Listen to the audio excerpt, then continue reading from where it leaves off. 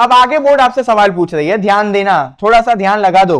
Right about the art of pillar inscription. अब आगे आपसे बोर्ड सवाल पूछ रही है तो थोड़ा ध्यान देना, एनर्जी में वापस से आ जाओ। Right about the art of pillar inscription, आपको पिलर इंस्क्रिप्शन के बारे में बताना है। तो पिलर इंस्क्रिप्शन हमारे देश में अशोका ने स्टार्ट करवाया था, ये याद रखो। अब पिलर इंस्क्रिप्शन क्या है? पिलर के ऊपर इस तरीके की जो भी कारीगरी हो रही है, हम लोग इसको बोलते हैं पिलर इंस्क्रिप्शन। अब ये जो पिलर इंस्क्रिप्शन था, ये एक ही चट्टान को काट के बनाया जाता था, मतलब ये जो पिलर्स हैं वो एक ही चट्टान को काट के बनाया जा रहा था। Religious message were written on them, ये जो पिलर है इस पे जो चीजें लिखी जा रही हैं वो क्या लिखी जाती थी? रिलीजियस चीजें लिखी जाती थी।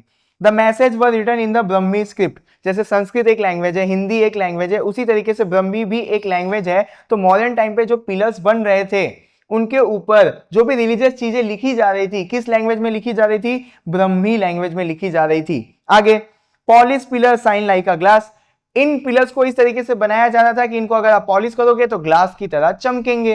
अब इनमें से सबसे फेमस वाला जो पिलर है वो कहां पे आ रहा है? सारनाथ में आ रहा है, तो हम उसी के बारे में पढ़ने जा रहे हैं। तो pillar at Sarnath, the most famous pillar is at Sarnath. ऊपर जो आपने लिस्ट पढ़ी उनमें से सबसे फेमस पिलर कहां पे है? सारनाथ में है। A lion is on the top facing all four direction, इस पिलर के ऊपर में लायन है और ये लायन चारों दिशा को देख रहा है।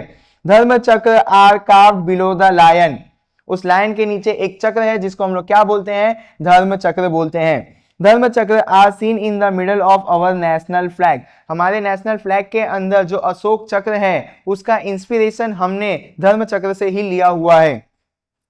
The pillar also has an elephant, horse and bullock, आप इस चक्र के ऊपर देख सकते हो कि एलिफेंट, हॉर्स और बुलक भी देखने को मिलते हैं। The lions are our national emblem, ये जो लायन है ये हमारे नेशनल एम्बलम में भी देखने को मिलते हैं। तो पिलर एट सारनाथ का सारा आंसर मैंने आपको बता दिया।